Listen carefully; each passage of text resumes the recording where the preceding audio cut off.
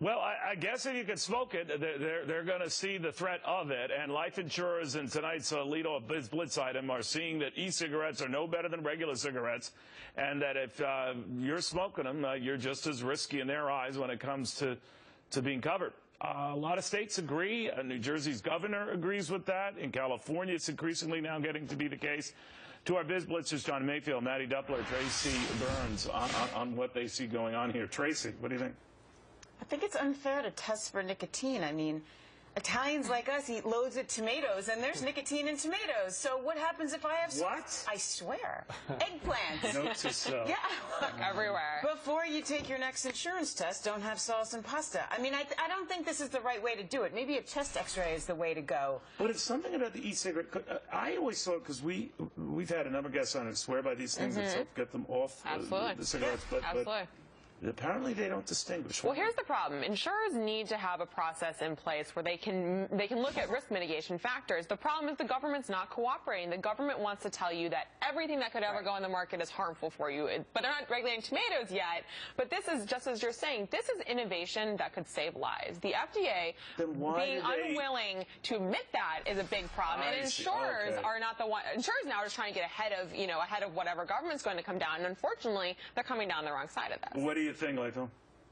I'm not sure that the New Jersey governor should make a health decision for anybody. But 89% of Americans think that people that smoke e-cigarette are smokers. Look, it certainly appears that they don't have the cancer properties that cigarettes have, but that's how it's being deemed right now. Yeah, and there's nothing we can do to change it for the time being. In the meantime, by the way, good luck, Lathan, every time driving on the New Jersey Turnpike. An experience. The U.S. military has to prepare for all sorts of contingencies. You might have heard this. And it struck me as funny, and there was actually a funny intention to it, but actually get ready for zombies. In other words, not just a nuclear attack, not just, biological weapon attack, but to be ready for all contingencies. As part of this test, what would they do if there was a zombie invasion? In other words, if every MSNBC viewer flooded out of their home at once. It's a joke there. Tracy, what do you make of that?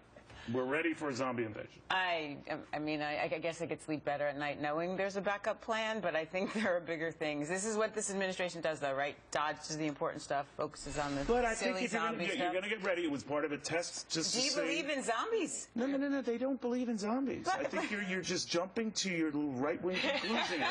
All they're saying is, could we handle anything and everything? Listen, hypothetically, this is one. I've always said that conservatives have a hard time when it comes to trying to prioritize defense spending. This is a good example where everyone can hold hands left and right when we're talking about maybe getting rid of some of this junk in the DOD budget. This might be one of them. You don't believe in zombies, then? I don't think I do. No, not at this point. Have you looked at Washington?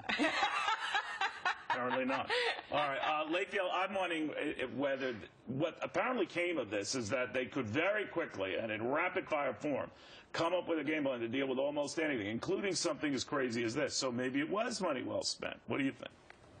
Well, they studied different kind of zombies, chemical-carrying zombies, weaponized zombies. So they really put some time and thought into this. So I'm not sure it's money well spent, but it was very thorough. Yeah, and by the way, some of the zombies that came up in this survey, they will also be fashion zombies. If you're mixing, let's say, stripes with plaids, I mean, that also counted. But you're saying a waste of time. I mean, the only people that benefited were Hollywood, I think, because they got a new movie out of this, all this research that our tax dollars spent on. I think we could maybe redirect So after our Dine attention. coming back and going after Washington, you don't think that would be just apocalyptic and what would be coming? I would think all these zombies are smarter than maybe the average bear wouldn't go to Washington. What do they care about the politicians who are there? That should cause they'd be heading in on New Jersey and questioning their value. But it does make you question the wisdom of pouring good money after bad. Or who made that decision? Like, they're all sitting around the table. Okay, we're going to prepare for the zombies. But that is a great idea. Have you ever been on those, what are they called, where you, a skills building, throw you out in the middle of the wilderness, yes, see when what you can fall do? back, will you catch me? Right. I had to do that one time, and I just let the person drop and laugh like crazy. They never invited me back. But what do you think of it? That sometimes those skill tests can be good. I think you do that in grad school. When you finally get hired to work for the government and can protect our country, we should be beyond this. I agree. Okay. Sorry. Well, I guess the Cavuto household's the only one ready for zombies and in-laws. All right, joke. That's the joke.